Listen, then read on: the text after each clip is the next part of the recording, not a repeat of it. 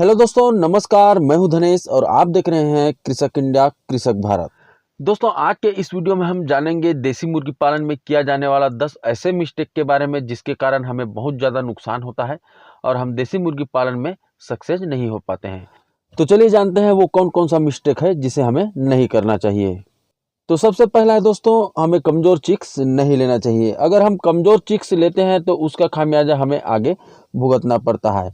हो सकता है उसके पेरेंट्स को इकोलाई हो या सीआरडी हो, या तो फिर वो जो उसके पेरेंट्स है वो पहली बार अंडे दे रही हो। इस कारण भी उसके अंडे छोटे आते हैं और उससे चूजे भी छोटे ही निकलते हैं। और छोटे चूजे हैं, कमज़ोर चूजे हैं, उसको आप अपने शेड में डालते हैं। फिर आप उसको कुछ भी खिलाइए, जितना भी दाना खिलाइए, जितना भी विटामिन वगैरह दीजिए, उसका वजन जिस गति से बढ़ना चाहिए वैसा नहीं बढ़ पाता है। 90 दिन में तैयार होना रहता है, वो आपका 110 से 20 दिन ले जाएगा। तो इससे आपको 20 दिन का एक्स्ट्रा दाना का खर्चा लगेगा, इससे आपको नुकसान होगा। तो इस चीज़ का आप विशेष तौर से ध्यान देंगे। दोस्तों, दूसरा नंबर पे है सही तरीका से ब्रूडिंग नहीं करना। अगर आपने चूज़ों का ब्रूडिंग सही तरीका से नहीं किया है तो उसको हो सकता है आगे चल करके सीआरडी भी आ सकता है, या तो उसमें लंगड़ापन देखने को मिल सकता है। दोस्तों, अगर आपने ब्रूडिंग सही तरीका से नहीं किया है तो चूजा एकदम तंदुरुस्त नहीं होगा, मजबूत नहीं बनेगा और आगे चल करके उसके वजन में वो प्रभाव डालेगा, यानी कि उसका वजन सही तरीका से नहीं बढ़ेगा और आपको उससे नुकसान होगा। तो दोस्तों, ब्रूडिंग भी आपको सही तरीका से करना है। दोस्तों, तीसरा नंबर पे है लीटर का बहुत ज़्यादा सूखा होना और बारीक भुरभुरा होना। इससे आपके मुर्गियों को बहुत ज़्यादा नुकसान होता है और इस चीज़ का हमारे किसान साथी ध्यान नहीं दे पाते हैं।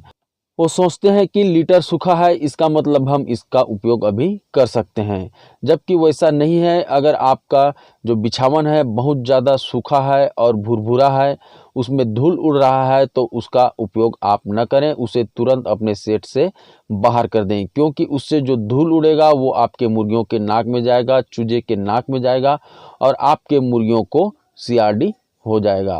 तो इसलिए बिछावन को एक बैच में एक बार बदल ही देना है, उसको ज़्यादा यूज नहीं करना है। दोस्तों, चौथे नंबर पे है अपने मुर्गियों को गंदा पानी देना। और बहुत सारे किसान साथी इस बात का ध्यान नहीं रखते कि मुर्गी तो है, जानवर है, उसको किसी भी तरह का पानी दे दो, यानी कि वो पी लेगी और सही रहेगी। लेकिन वैसा नहीं होता है। आज मॉडर्न युग में आपको हर चीज़ सही तरीक़ा से करना पड़ता है। आप जितना स्वच्छ पानी पीते हैं उतना स्वच्छ पानी अपने मुर्गियों को देंगे, तभी वो सही रहेंगे, नहीं तो वो बीमार पड़ सकते हैं। आपको पता होगा 70% जो बीमारी है वो पानी से होता है। और अगर आप अपने मुर्गियों को गंदा पानी दे रहे हैं तो उससे इकोलाई हो सकता है। और गंदा पानी को अगर मुर्गी नहीं पी रही है और उसके शरीर में पानी का कमी हो गया तो गाउट जैसे बीमारी भी आपके मुर्गियों को हो सकता है। इसलिए पानी में आप वाटर सैनिटाइजर ज़रूर मिलाएं और अपने मुर्गियों को, अपने चूजे को इस तरह का स्वच्छ पानी दें। दोस्तों, पांचवें नंबर पे है बिछावन का गीला होना। अगर आपके शेड में बिछावन गीला है तो उससे अमोनिया गैस बनेगा। इससे आपके मुर्गियों के आँख में भी जलन होगा, सांस लेने में उनको परेशानी आएगा। इसके अलावा वजन भी धीमी पड़ जाएगा। साथ ही साथ दोस्तों, मुर्गी बहुत ही ज़्यादा कमज़ोर हो जाएगी और उनके आँख में सूजन की समस्या भी आपको देखने को मिल सकता है। इसलिए बिछावन को साफ रखें और एक बैच में एक बार ज़रूर बदलें और गीला होने न दें। दोस्तों, छठवां नंबर पे है अपने मुर्गियों को जहरीला दाना देना। अब आप बोलेंगे कि जहरीला दाना हम अपने मुर्गियों को क्यों देंगे? तो कोई भी फार्मर साथी अपने मुर्गियों को जानबूझ करके जहरीला दाना नहीं देता है, वो अनजाने में होता है।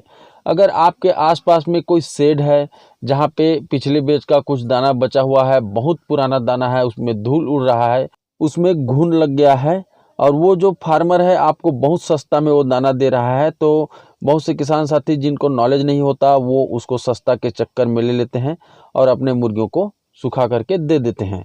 तो इससे मुर्गियों के पेट में अनपचन की समस्या आ जाती है, वो जहरीला बन जाता है और मुर्गियों को बीमार कर देता है। दोस्तों, बरसात के दिनों में अगर आप दाना को खुला रख देते हैं तो उसमें नमी आ जाता है और वो बहुत ज़्यादा दिन तक अगर खुला है तो वो आपके मुर्गियों के लिए जहरीला हो जाएगा। उसको मुर्गी खाएगी तो बीमार पड़ जाएगी।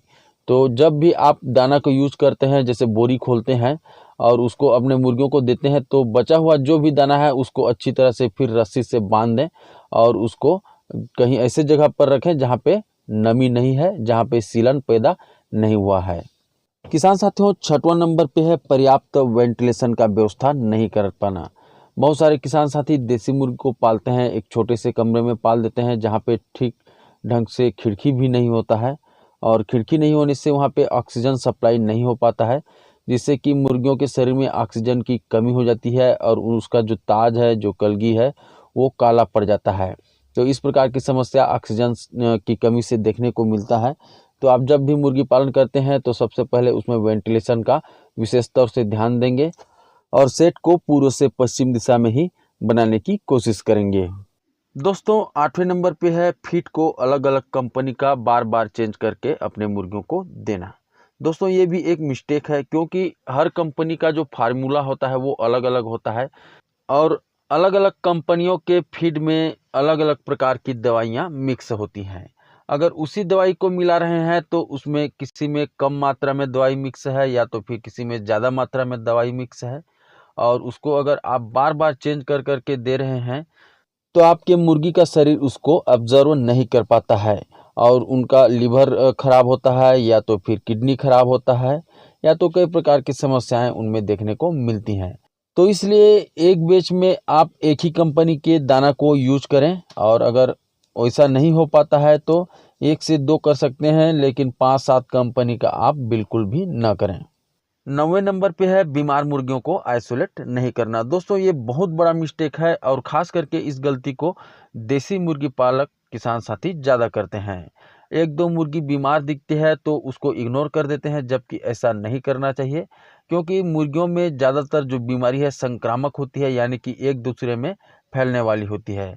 तो इसलिए आपको जब भी कोई भी बीमारी का लक्षण दिखे, उसके बारे में आपको जानकारी रहे या न रहे, आप सबसे पहले उसको आइसोलेट करेंगे, यानी कि उसको अलग जगह पे रखेंगे जहाँ पे आपके स्वस्थ मुर्गी नहीं जाते हों।